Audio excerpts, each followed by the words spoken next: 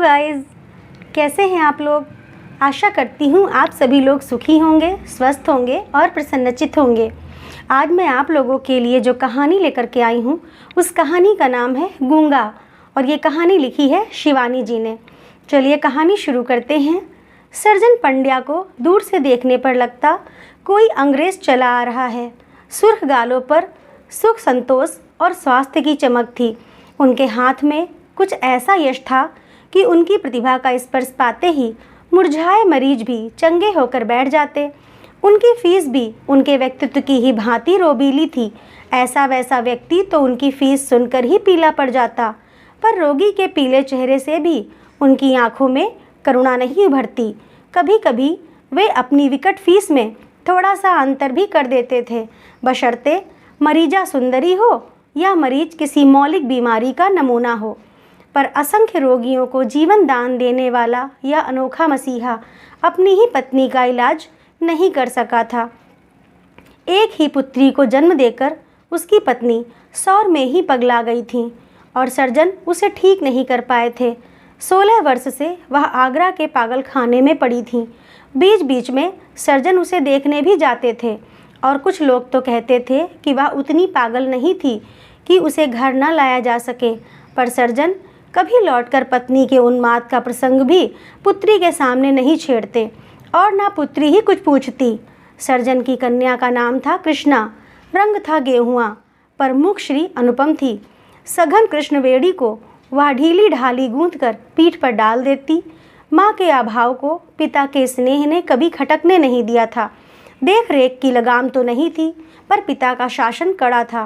कृष्णा ने पढ़ाई के साथ संगीत और नृत्य की शिक्षा प्राप्त की। पैरों में घुंघरू बांधते ही वह स्वर्ग की अप्सरा बन जाती। बड़े से बड़ा कला मर्मज्ञ हो या नृत्य संगीत से एकदम ही अनभिज्ञ कोई अरसिक, सब उसके नृत्य की रस माधुरी में डूबकर रह जाते। यही उसके नृत्य की विशेषता थी।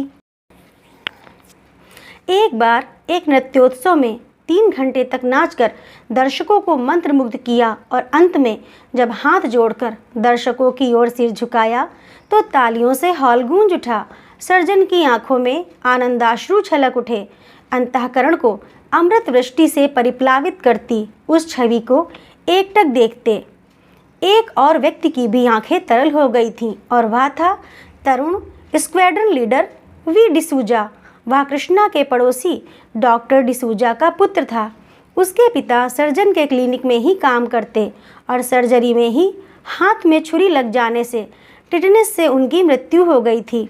पिता की मृत्यु के बाद पितृहीन डिसूजा सर्जन के साथ ही छुट्टियां बिताता।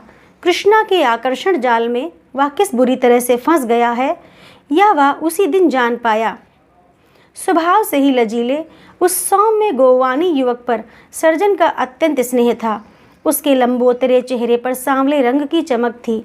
पतली मूछों के नीचे उसके पतले होंठों पर सदा संयम की चाबी लगी रहती। वह बड़े नम्र स्वर में बोलता और बड़े ही सलीके से कपड़े पहनता। उसके जूते ऐसे चमकते कि कोई चाहे तो अपना मुंह देख ले। सर्जन उसके जूतों की इसी चमक पर फिदा थे। शाबाश बेटे, तुम्हारे जूतों की चमक देखकर हमारी तबीयत खुश हो जाती है।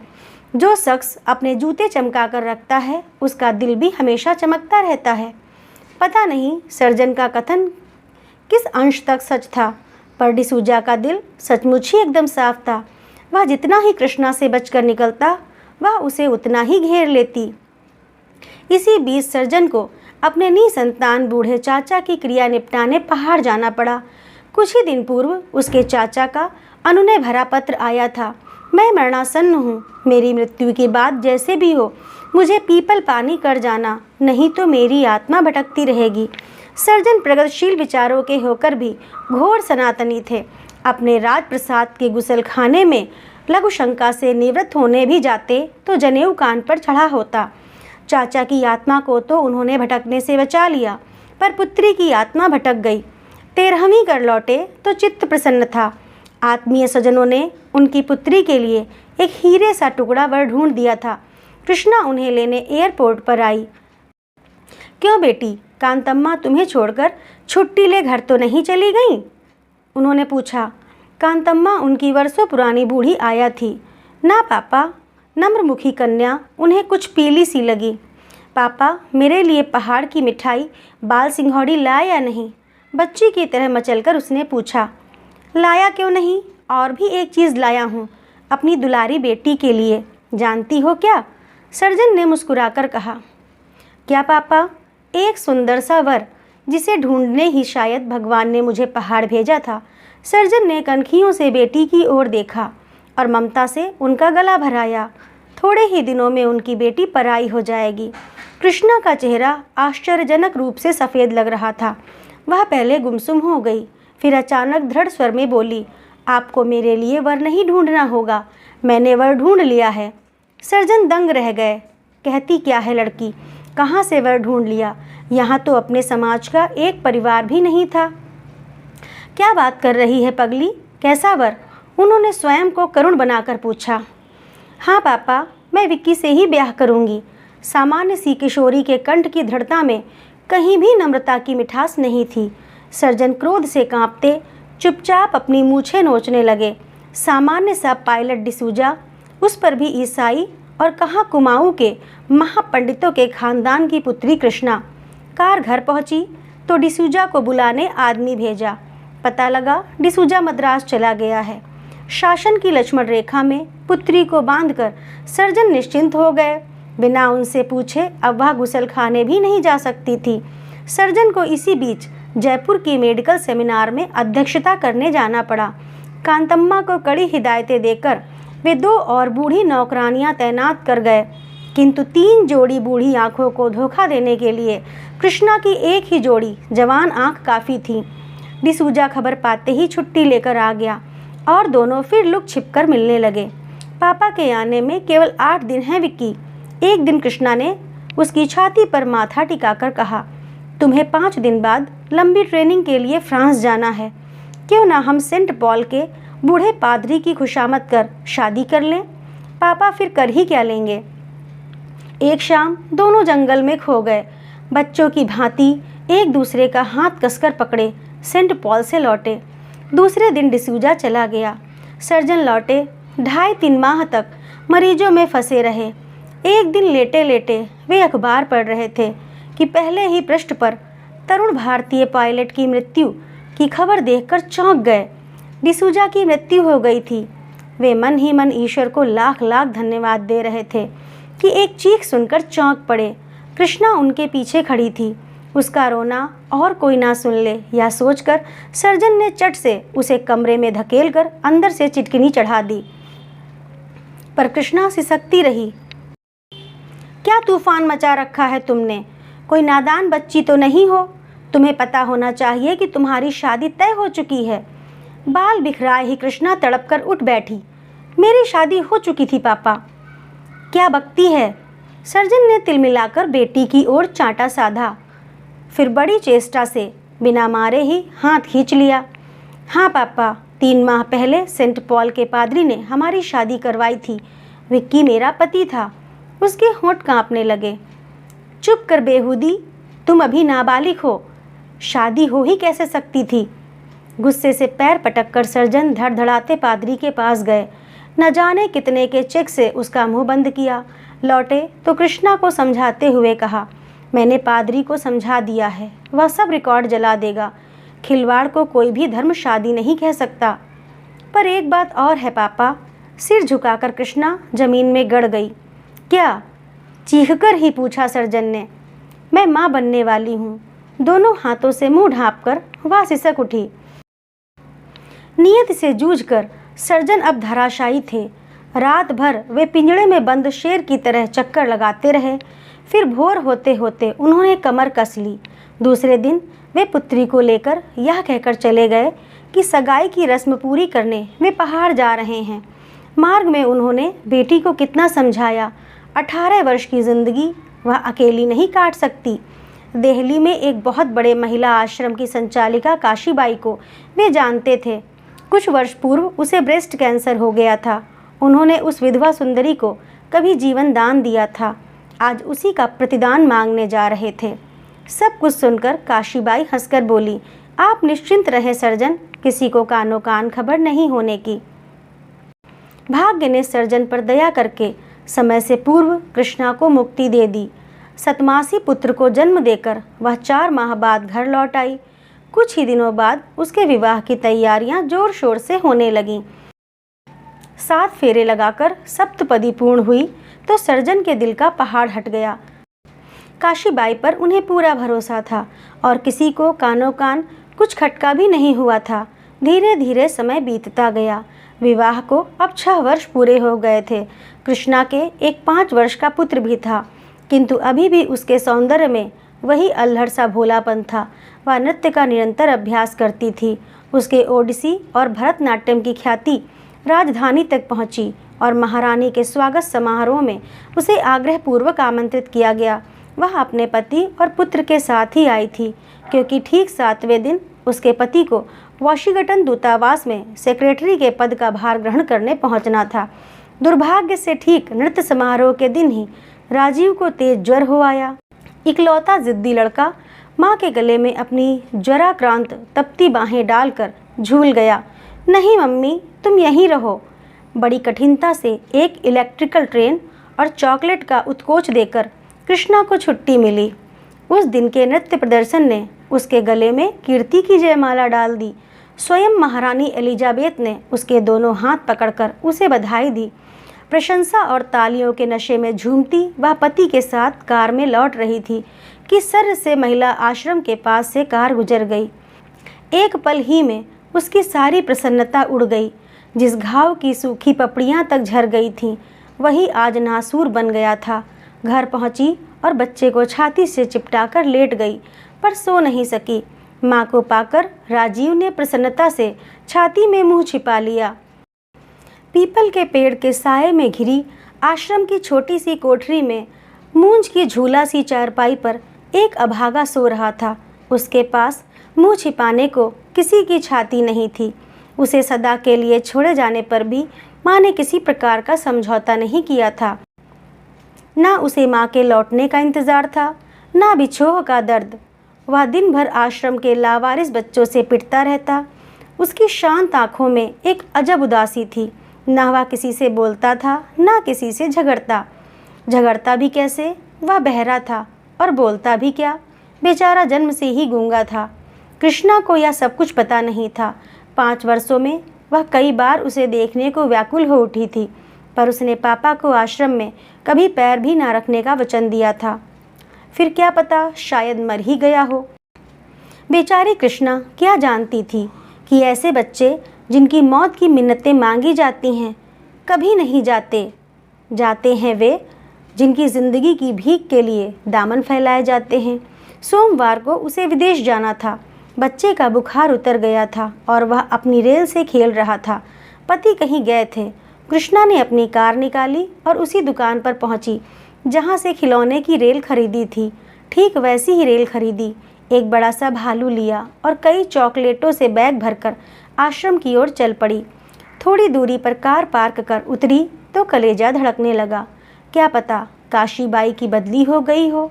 साहस कर भीतर गई तो काशीबाई गेट पर ही मिल गई। ओह तुम, वाह, आओ आओ, दफ्तर ही में बैठें। हाथ पकड़कर उसे भीतर ले गई। कहो, आज बहुत दिनों में याद किया। स्वर का तीखा व्यंग कृष्णा के हृदय के घाव पर नमक छिड़क गया। आती कैसे, पापा को वचन दिया था, कहकर कृष्णा ने माथा झुका लिया। क्या उसे देखोगी? बड़ी आत्मीयता से काशीबाई आगे को झुक गई। सिर झुकाकर कृष्णा ने मौन स्वीकृति दे दी। देखो कृष्णा, बुलवा लेती हूँ, पर जरा अपने दिल पर काबू रखना। वह अभागा गूंगा है। ये नौकरानियाँ साली बड़ी हरामी हैं। जरा भी शुभा होगा तो ब्लैकमेल करना भी जानती हैं। पूरन देई, कहकर उसने घंटी बजाई। एक अधेड़ सी जल्लाद औरत आकर खड़ी हो गई। देखो, गूंगा बाबा को ले आओ, बड़ी डॉक्टरनी आई हैं, उसकी ज़बान देखेंगी। पूरन देई चली गई तो संसार की सारी हथौड़ियाँ कृष्णा की कनपटी पर चलने लगीं। रुमाल निकालकर वह पसीना पोंछ रही थी कि चल चल कहती हुई खच्चर की तरह हाँकती पूरन देई गूंगे को ले आई। वह शायद किसी की मंगनी की कमीज पहने था, जिसकी बाहें उसके हाथों से बहुत नीचे लटक रही थीं, या शायद कमीज की लंबाई महज इसलिए बढ़ा दी गई थी कि जीर्ण निक्कर ने नीचे के अंगों की लाज ढांकने से एकदम ही इनकार कर दिया था। तैयार क्यों नहीं किया इसे? सक पकाकर काशीबाई ने पूरनदेई को डांटा। जिद्दी कैसा है यह हरामी, कितना कहा कपड़े बदल ले, माने तब ना। पूरनदेई आग्नेय दृष्टि से गूंगे को भस्म कर बाहर चली गई। कृष्णा की सजल आंखों में नन्हे राजीव का चेहरा नाच उठा, जिसके 100 नखरे उठाते हुए वह आया और उसके पति हार हार जाते थे। द्वार पर कुंडी चढ़ाकर काशीबाई ने इशारे से गूंगे को नज़दीक बुलाया। आओ बेटा। घम घम। गूंगे ने किसी महान दार्शनिक की भांति हंसकर अपनी गूंगी दलील पेश की, जैसे कृष्णा से कह रहा हो, माँ इसकी बातों में मत आना, यह बड़ी लबारी है। कृष्णा ने बेटे की बात समझ ली। ऐसी भाषा केवल माँ ही समझ सकती है। झरझर कर उसकी आंखें बरस पड़ीं। छोटा सा डिसूजा ही तो खड़ा था, वही संयमी दृष्टि और वैरागी मुस्कान। लपक कर उसने गूंगे को खींचकर छाती से लगा लिया। कभी उसकी लटों को चूमती, कभी मैल से काली कलाइयों को। लगता था चूम चूम कर ही गूंगे को अपने में भर लेगी। अरे बस भी कर, क्यों गूंगे का सिर फिरा रही है? अपनी जल्लादी आंखों को और भी कठोर बनाकर काशीबाई बोली। तिल मिलाकर कृष्णा ने उसे छोड़ दिया। मुक्ति पाते ही गूंगा खिलौनों के पास खड़ा हो गया। ले सब तेरे हैं, कहकर काशीबाई ने उसे डिब्बे थमा दिए। गूंगी आंखें चमक उठीं।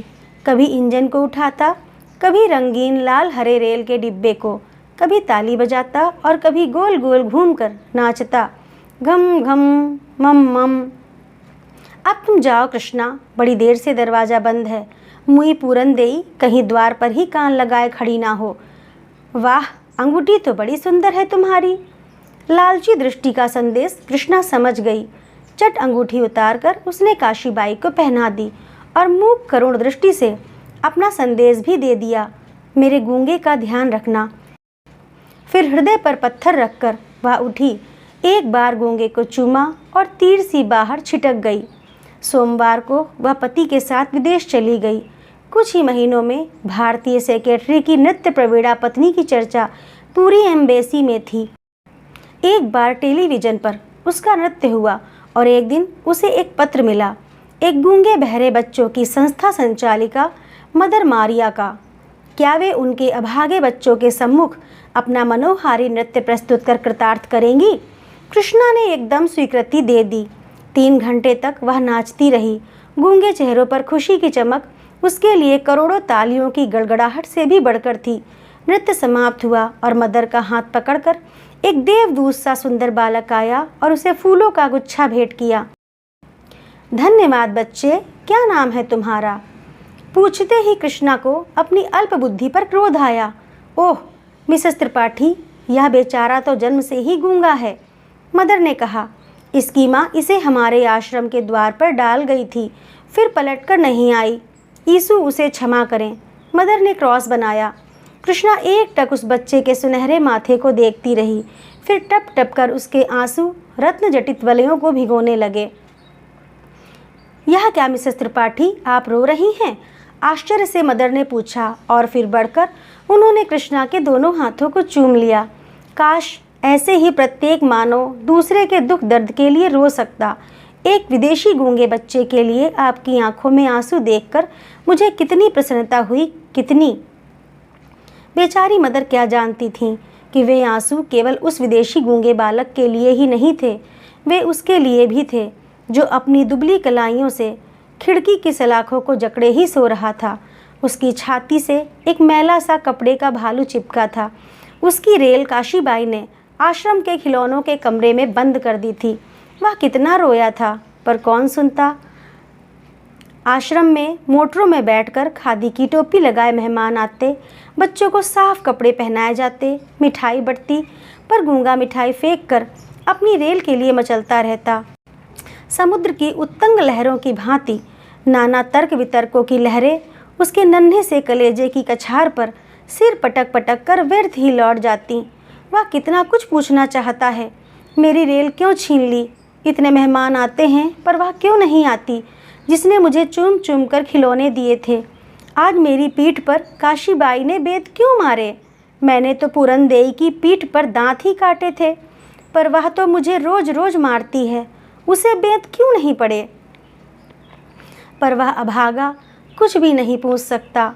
अंधे बेजान भालू को छाती से चिपकाकर खिड़की के अंधेरे कोने में दुबक गया है, जहाँ थोड़ी देर तक ना उसे काशीबाई ढूंढ सकती है न पूरनदेई। 7 समुद्र पार उसकी माँ भी सिसक रही है। शायद उन्हीं लाड़ भीनी सिसकियों की लोरी ने गूंगे को भी सुला दिया है। मीठी नींद में डूबा गूंगा अपने गूंगे सपनों की दुनिया में पहुंचकर खो गया है। वहाँ ना काशीबाई है न पूरनदेई, वहाँ तो बस बड़ी सी बिजली की रेल है। सोने के पेड़ों पर खिलौने झूल रहे हैं और वही सुंदर सी औरत उसे गोद में उछाल उछाल कर चूम रही है। नींद ही में गूंगा मुस्कुराकर भालू को और भी कसकर छाती से लगा लेता है। तो दोस्तों, कैसी लगी आप लोगों को यह कहानी? कमेंट करके ज़रूर बताइएगा। अगर अच्छी लगी हो तो लाइक करिएगा, शेयर करिएगा और ऐसी ही और कहानियों के लिए मेरे चैनल को सब्सक्राइब करिएगा। धन्यवाद।